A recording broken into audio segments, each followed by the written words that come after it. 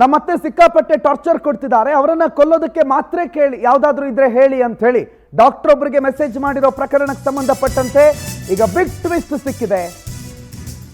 ಕೊನೆಗೂ ಆ ಮಹಿಳೆಯನ್ನ ಪತ್ತೆ ಮಾಡಿದ್ದಾರೆ ಪೊಲೀಸರು. ಆದರೆ ಶಾಕ್ ಆಗಿದ್ದಾರೆ. ಡಾಕ್ಟರ್ ಜೊತೆ ಚಾಟ್ ಮಾಡಿದ್ದ ಕೊಳ್ಳೇಗಾಲ ಮೂಲದ ಸಹನಾ ಬೆಂಗಳೂರಿನ ಚೌಟ್ರಿಪಾಳ್ಯದಲ್ಲಿ ವಾಸವಾಗಿದ್ದಂತ ಮಹಿಳೆಯವರು. ಆದ್ರೆ ಈಕೆ ಮಾತ್ರೆ ಕೇಳಿದ್ದು ತನ್ನ ಅತ್ತೆಯನ್ನು ಕೊಲ್ಲೋದಕ್ಕಲ್ಲ, ತಾನೇ ಸಾಯೋದಕ್ಕೆ ಮಾತ್ರೆ ಕೇಳಿದ್ದು ಅನ್ನೋದು ಬಟಾ ಬಯಲಾಗಿದೆ. ಮಾನಸಿಕ ಖಿನ್ನತೆಯಿಂದ ಈ ಮಹಿಳೆ ಬಳಲ್ತಾ ಇದ್ದಾಳೆ ಅನ್ನೋ ಮಾಹಿತಿ ಕೂಡ ಇದೆ. ಅತ್ತೆ ಮತ್ತು ಮಹಿಳೆ ನಡುವೆ ಯಾವುದೇ ಗಲಾಟೆ ಇರಲೇ ಇಲ್ಲ. ಖುದ್ದು ಡಾಕ್ಟರ್ ಮುಂದೆ ಮಹಿಳೆಯ ವಿಚಾರಣೆ ಮಾಡಿದ್ದಾರೆ ಪೊಲೀಸರು. ಗೂಗಲ್ ಸರ್ಚ್ ಮಾಡಿ ಡಾಕ್ಟರ್ ನಂಬರ್ ಅನ್ನ ಮಹಿಳೆ ಪಡಿತಾ ಇದ್ಲಂತೆ. ಸದ್ಯ ಮಹಿಳೆಗೆ ಕೌನ್ಸಿಲಿಂಗ್ ನೀಡೋದಕ್ಕೆ ವೈದ್ಯರು ನಿರ್ಧರಿಸಿದ್ದಾರೆ. ಅತ್ತೇನ ಸಾಯಿಸಬೇಕು, ಮಾತ್ರೆ ಇದ್ರೆ ಹೇಳಿ ಅಂತ ಹೇಳಿ ಮಹಿಳೆ ಡಾಕ್ಟರ್ ಜೊತೆ ಚಾಟ್ ಮಾಡಿದ್ಲು. ನೋಡಿ, ಇದೇ ಗಮನಿಸ್ತಾ ಇದ್ರಿ ದೃಶ್ಯ, ಇದೇ ಚಾಟು. ಭಯ ಆಗ್ತಾ ಇದೆ ಹೇಳೋದಕ್ಕೆ. ಆಯ್ತು ಹೇಳಿ, ಏನ್ರಿ ಸಾಯಿಸೋ ವಿಚಾರ ಸರ್, ಹೇಗೆ ಹೇಳೋದು, ಹೇಗೆ ಸಾಯಿಸ್ಬೇಕು ಅಂತ ಹೇಗೆ ಸಾಯಿಸೋದು ಅನ್ನುವಂಥ ಪ್ರಶ್ನೆಗೆ ಡಾಕ್ಟರ್ ಉತ್ತರ ಕೊಡ್ತಾರೆ. ಹೇಗೆ ಸಾಯಿಸೋದು ಅನ್ನೋ ಪ್ರಶ್ನೆಗೆ ಹೇಳಿ, ಏನು ಈ ಯಾರನ್ನ ಸಾಯಿಸ್ಬೇಕು ಕೇಳಿದ್ರೆ ನಮ್ಮ ಅತ್ತೆನ. ಯಾಕೆ?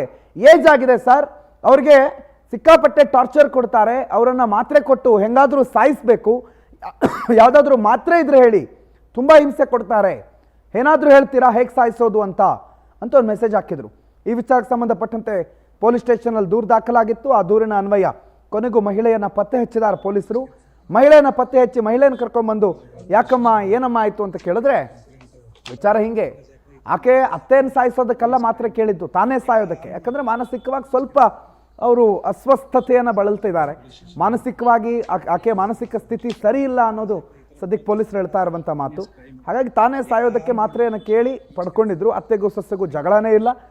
ಗೂಗಲಲ್ಲಿ ಸರ್ಚ್ ಮಾಡೋದು, ಯಾರ್ದಾದ್ರೂ ಡಾಕ್ಟರ್ ನಂಬರ್ ಸಿಕ್ಕರೆ ಅವ್ರಿಗೆ ವಾಟ್ಸಪ್ ಮಾಡೋದು, ಹೀಗೆ ಪ್ರತಿ ಸಲ ಇಂಥದ್ದೇ ಮಾಡ್ತಾ ಇದ್ರು ಅನ್ನೋ ಕಾರಣಕ್ಕೆ ಆಕೆಗೆ ಈಗ ಕೌನ್ಸಿಲಿಂಗ್ ಕೊಡೋದಕ್ಕೆ ಸಿದ್ಧತೆಯನ್ನು ಮಾಡ್ತಾ ಇದ್ದಾರೆ ವೈದ್ಯರು. ಅವರು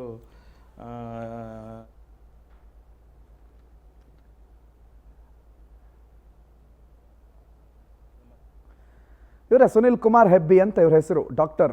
ಇವರೇ ಹೋಗಿ ದೂರು ಕೊಟ್ಟಿದ್ದು, ಇವ್ರಿಗೇನೆ ವಾಟ್ಸಪ್ ಮೆಸೇಜ್ ಬಂದಿತ್ತು. ಸಾಮಾನ್ಯವಾಗಿ ಅವ್ರು ಹೇಳ್ತಾರೆ, ನಾವು ಕಾಪಾಡೋದಕ್ಕಿರೋದಮ್ಮ, ನಾವು ಕೊಲ್ಲೋದಕ್ಕಿರೋದಲ್ಲ ಅಂತ ಹೇಳ್ತಾರೆ. ಆದರೆ ಗೊತ್ತಿಲ್ಲ ಆ ಮಹಿಳೆ ಯಾವ ಮೈಂಡ್ಸೆಟ್ಟಿಂದ ಮೆಸೇಜ್ ಮಾಡಿದ್ರು. ಈಗ ಪೊಲೀಸರ ಹತ್ರ ತಗ್ಲಾಕೊಂಡ ಮೇಲಿಲ್ಲ ನಾನೇ ಸಾಯೋಕ್ಕೆ ಅಂತ ಹೇಳಿ ಟ್ವಿಸ್ಟ್ ಟರ್ನ್ ಮಾಡ್ತಿದ್ದಾರಾ, ಅಥವಾ ನಿಜವಾಗ್ಲೂ ಅತ್ತೇನೆ ಕೊಲ್ಲೋದಕ್ಕೇನಾದರೂ ಪ್ಲ್ಯಾನ್ ಆಗಿತ್ತಾ? ಇದೆಲ್ಲದ್ರ ಬಗ್ಗೆ ಪೊಲೀಸರು ತನಿಖೆ ಮಾಡಬೇಕಾದ್ರೆ ನೋಡಿ ಎಲ್ಲಿಂದ ಎಲ್ಲಿವರೆಗೆ ಬಂತು. ಸೋಷಿಯಲ್ ಮೀಡಿಯಾಗಳು, ವಾಟ್ಸಪ್ಗಳು, ಒಂದು ಮೆಸೇಜ್ ವಿಚಾರಕ್ಕೆ ಈಗ ಪೊಲೀಸ್ ಸ್ಟೇಷನ್ನಲ್ಲಿ ಮಹಿಳೆ ಕೂತ್ಕೊಂಡು ಪೊಲೀಸರು ಕೇಳೋ ಪ್ರಶ್ನೆಗೆ ಉತ್ತರ ಕೊಡಬೇಕಾಗಿರುವಂಥ ಪರಿಸ್ಥಿತಿ ಬಂದು ಒದಗಿದೆ. ಕಾರಣ ಏನು? ಈ ವಿಚಾರ, ಮೆಸೇಜು, ಮಾತ್ರೆ ಕೊಡಿ ಸಾಯಿಸಬೇಕು ಅಂತ ಕೇಳಿರೋ ವಿಚಾರಕ್ಕೆ ಸಂಬಂಧಪಟ್ಟಂತೆ. ಸೊ ದೊಡ್ಡ ಟ್ವಿಸ್ಟು, ದೊಡ್ಡ ಟರ್ನ್ ಅಂತೂ ಸಿಕ್ಕಿದೆ. ಆ ಮಹಿಳೆ ಬೆಂಗಳೂರಲ್ಲೇ ಇರೋದು ಅಂತ ಗೊತ್ತಾಗಿದೆ. ಸಹನಾ ಅಂತ ಆ ಮಹಿಳೆ ಹೆಸರು ಅನ್ನೋದು ಕೂಡ ಗೊತ್ತಾಗಿದೆ. ಆದರೆ ಇನ್ನೇನು, ಯಾಕೆ, ಇದೆಲ್ಲ ಇನ್ನಷ್ಟೇ ತಿಳಿದು ಬರಬೇಕಾಗಿದೆ.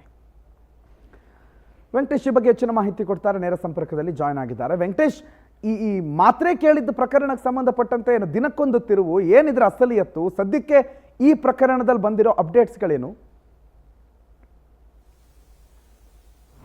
ಪ್ರಣುತ್, 17ನೇ ತಾರೀಕು ಏನು ಒಂದು ಸುನೀಲ್ ಕುಮಾರ್ ಎನ್ನುವಂತಹ ಒಂದು ವೈದ್ಯರಿಗೆ ಒಂದು ವಾಟ್ಸಪ್ಪಲ್ಲಿ ಮೆಸೇಜ್ ಬರುತ್ತೆ, ತನ್ನ ಅತ್ತೆಯನ್ನು ಸಾಯಿಸಬೇಕು, ಅದಕ್ಕೆ ಮಾತ್ರೆ ಕೊಡಿ, ಅವರಿಂದ ಸಾಕಷ್ಟು ಕಿರುಕುಳನ್ನು ಅನುಭವಿಸ್ತಾ ಇದ್ದೀನಿ ಅಂತೇಳಿ. ಆಗ ಶಾಕ್ ಆಗ್ತಾರೆ ಅವರು ಕೂಡ. ಇದಾದ ಬಳಿಕ ಈ ರೀತಿ ನಾವು ಜೀವ ಉಳಿಸೋರು, ಜೀವ ತೆಗೆಯೋರಲ್ಲ ಅಂತೇಳಿ ಅವರಿಗೆ ರಿಪ್ಲೈ ಮಾಡ್ತಾರೆ. ಹಾಗೆ ಸುಮಾರು ಒಂದು 2 ನಿಮಿಷಗಳ ಕಾಲ ಕನ್ವರ್ಸೇಷನ್ ಮುಗಿಯುತ್ತೆ. ಆಗ ಈ ಒಂದೆಲ್ಲ ಸ್ಕ್ರೀನ್ಶಾಟನ್ನು ತೆಗೆದುಕೊಂಡಿರ್ತಾರೆ.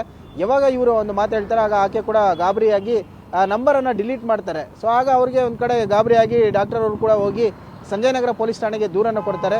ದೂರಿನ ಆಧಾರದ ಮೇಲೆ ಪೊಲೀಸರು ಕೂಡ ತನಿಖೆಗೆ ಮುಂದಾದಂಥ ಸಂದರ್ಭದಲ್ಲಿ ಈ ಒಂದು ಮಹಿಳೆ ಸಹನಾ ಎನ್ನುವಂತಹ ಮಹಿಳೆ ಇವರು ಏನು ಚಾಟ್ ಮಾಡಿರುವುದಂತ ಹೇಳಿ ಗೊತ್ತಾಗುತ್ತೆ.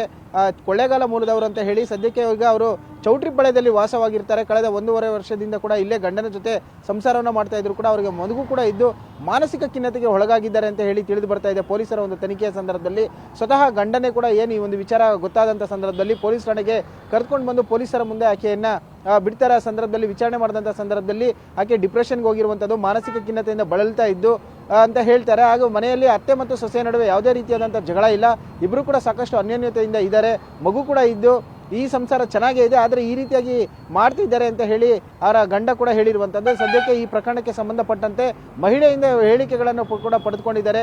ಡಾಕ್ಟರನ್ನು ಕೂಡ ಕರೆಸಿ ಮಹಿಳೆಯ ಒಂದು ಹೇಳಿಕೆ ಏನಿದೆ ಅದನ್ನು ಕೂಡ ಅವರಿಗೆ ವಿಚಾರವನ್ನು ತಿಳಿಸಿದ್ದಾರೆ. ಸದ್ಯಕ್ಕೆ ಈ ಪ್ರಕರಣದಿಂದ ಯಾವುದೇ ರೀತಿಯಾದಂಥ FIR ಕೂಡ ದಾಖಲಾಗಲಿಲ್ಲ. ಸೊ ಡಾಕ್ಟ್ರಿಗೂ ಕೂಡ ಈ ವಿಚಾರ ತಿಳಿಸಿದ್ದಾರೆ.